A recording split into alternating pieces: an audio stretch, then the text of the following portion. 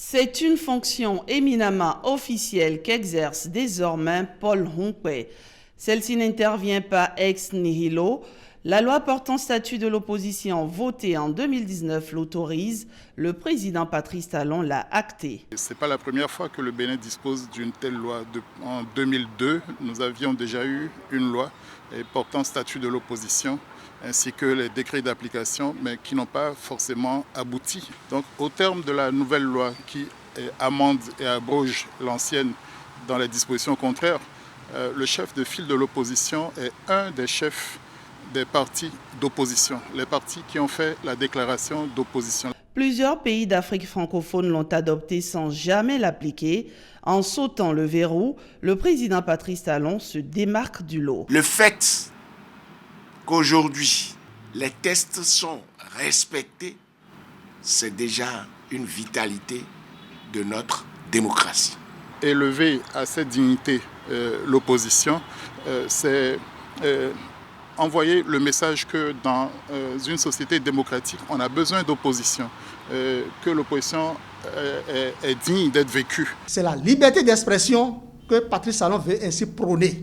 C'est qu'il autorise toute critique objective, avec ces critiques, avec des propositions concrètes de l'opposition, que le chef de l'État puisse construire la nation. Pour certains, notamment les détracteurs de la fonction, il aurait fallu que le chef de file de l'opposition soit nommé par ses pairs. C'est assez paradoxal en effet, mais c'est la loi qui dispose ainsi. Nous n'allons pas réinventer la roue et partout ailleurs d'ailleurs.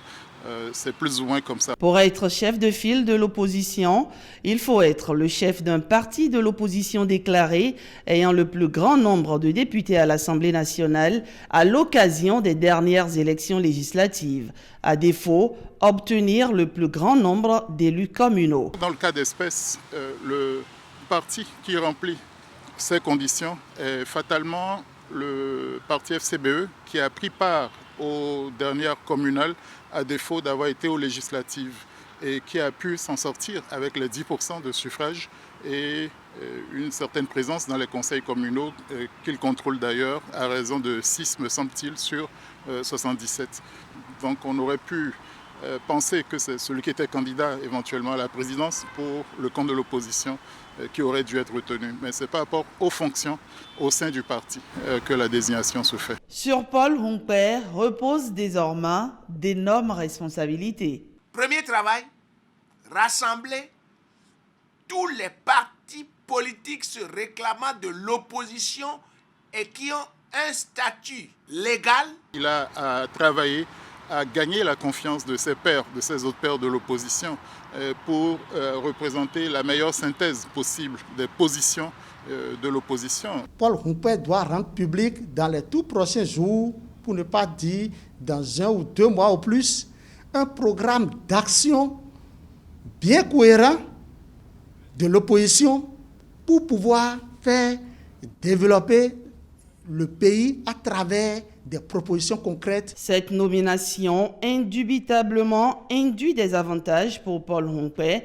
La loi sur le statut de l'opposition prévoit un décret pour les fixer. L'on sait néanmoins qu'il a droit à un salaire, un garde du corps, entre autres privilèges.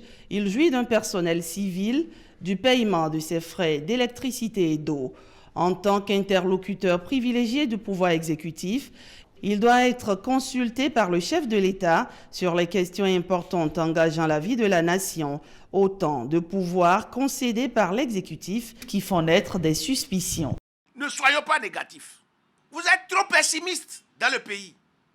Non. Moi, je suis optimiste. Et celui qui a été nommé, il n'est pas un bébé. Alors, faites-lui confiance. Laissez-le faire son travail jusqu'à un certain moment. Et si nous devons l'évaluer, nous apporterons les critiques après. Plus que jamais, l'opposition béninoise est face à son destin. Pourra-t-elle sortir de son propre piège du chacun pour soi et du après-moi, le déluge, pour enfin s'affirmer? Les querelles entre opposants céderont-elles la place à une opposition plus unie et plus forte? Tout dépend notamment de lui, Paul Hongpei. Il le sait que ce n'est pas un cadeau.